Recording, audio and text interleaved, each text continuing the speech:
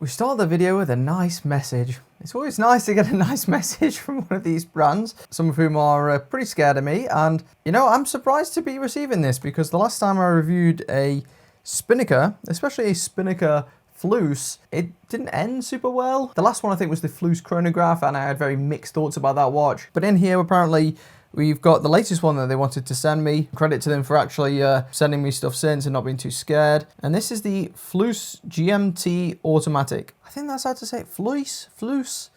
Correct me in the comments. Oh, and actually, before I get into it, I may have made a big mistake here. I forgot to ask for a specific colour. So I've just got whichever one they wanted to send me here, despite the fact that there was definitely one in particular that took my eye from the press release they sent me. So yeah, let's hope that the one they have sent me is either that one or something that looks just as good in person.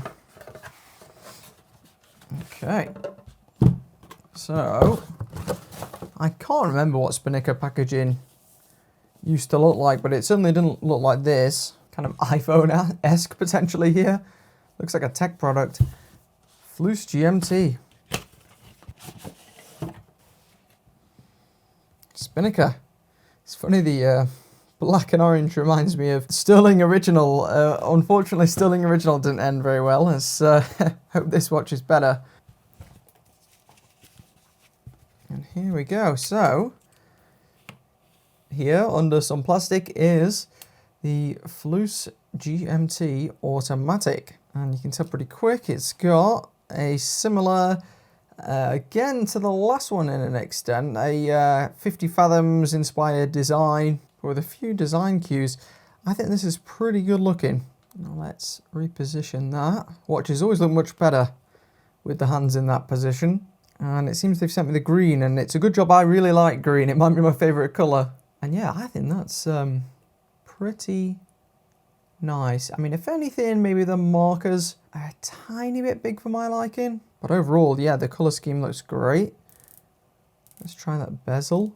Oh, it's like a beady feeling bezel. Oh, not often you get one that feels like that. Case is pretty nice, pretty nice.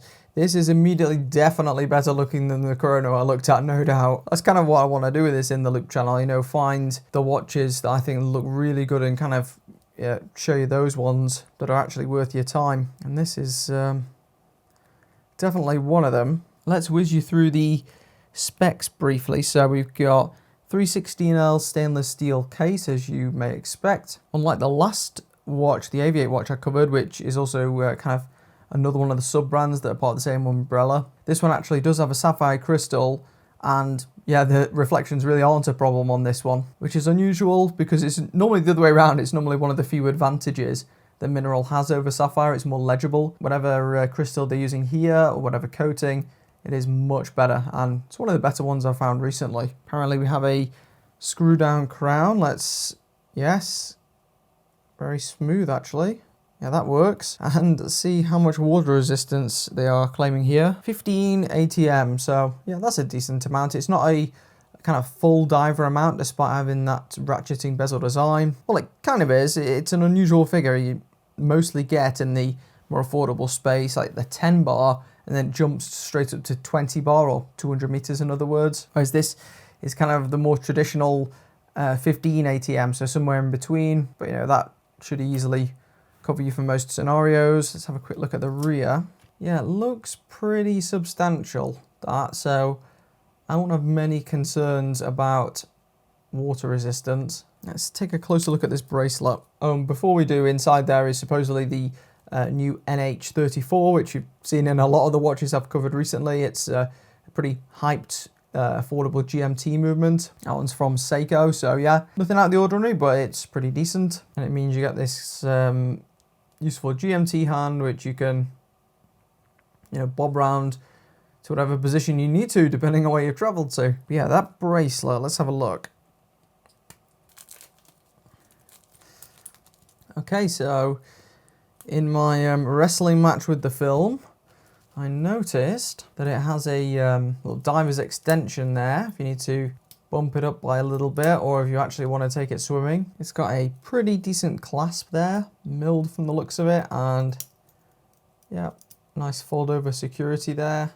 Although That, as you can see, is not the most secure, ironically. Don't know whether that's just tolerances or what. Oh, maybe it's this piece of plastic. Let's just check. Yeah, it definitely has a little more give than I would like there. That, now if I was buying this watch, which this one was actually just sent in by Spinnaker, I would probably try and send the bracelet back and get a replacement bracelet for that one. I do not believe that is normal. I mean, it wouldn't come all the way undone, but I don't think it should be lifting like that. It should be sitting flush with that hole there. You can see there's a little bump which it's supposed to sit on, and it doesn't. It comes away from it. The rest of the bracelet feels pretty nice. These beads of rice style bracelets are very popular with these GMT watches, and this one's good.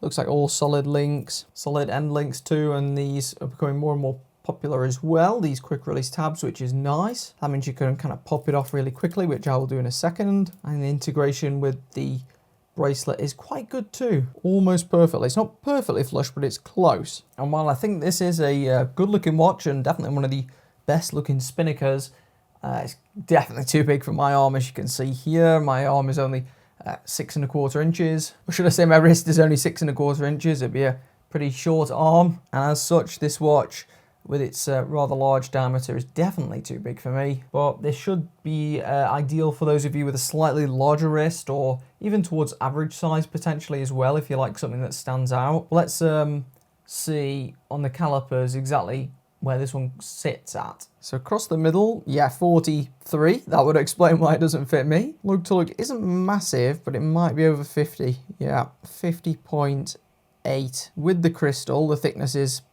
just over 13 millimeters. And then for the case alone, it is a bit less, 12.3, 12.4. And it's got that dome there. Let's have a quick look, and we'll test to make sure it's sapphire, and we'll also test the lume. So it's a subtle kind of boxed crystal, more so than a dome. Raised a little, but not massively. This one's much more visible than that mineral used on the Aviate, no doubt. Oh, and it goes both ways, by the way. Proper GMT bezel there, and it's not just your typical 24 click.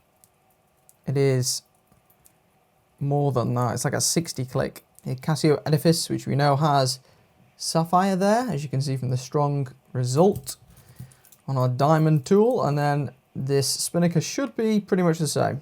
Yeah, so it is sapphire. Now the watch also came with this green two-tone strap in the box, which is interesting because it really does perfectly match. Let's see if it looks better or worse with that. Really easy to use set of spring bars that with the bracelet. That's very nice. A lot of the time you end up ripping your nail with them. And there we go, spring bars with this too. Boom, we're in business. It does suit the watch, the strap, no doubt, and it perfectly matches color wise, but I think it looks more expensive on the bracelet. Now on wrist, the strap, it does start a bit firm. As you can see, it's quite straight here to begin with.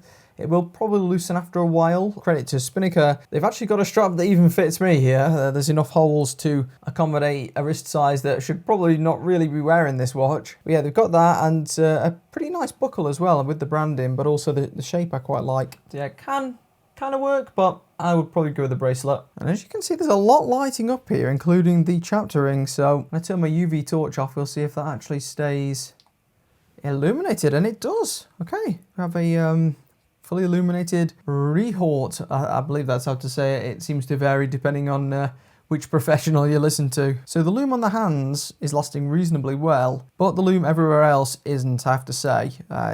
You know, it's not lasting any better than the Casio. So that appears to be one downside of this watch compared to some of the competition, the likes of your Seikos, even your kind of San Martins I've tried recently, do last a lot better than that, and they are brighter. Now, there's no pricing information about this watch available at the time of recording this video, so I'll affiliate link it in the video description so you can go and check it out to see. I'd imagine it'll be somewhere around the same ballpark as the previous Bradner GMT that they released. And that one came in at about £476 according to their website in the UK. But however much it costs, even at launch day, you should be able to get 20% off using my code BenjaminArthur20, which you can see on screen. That code also works for other full price watches on the Spinnaker site. So yeah, pretty good looking watch. A little bit big for me, but let me know what you think in the comments below.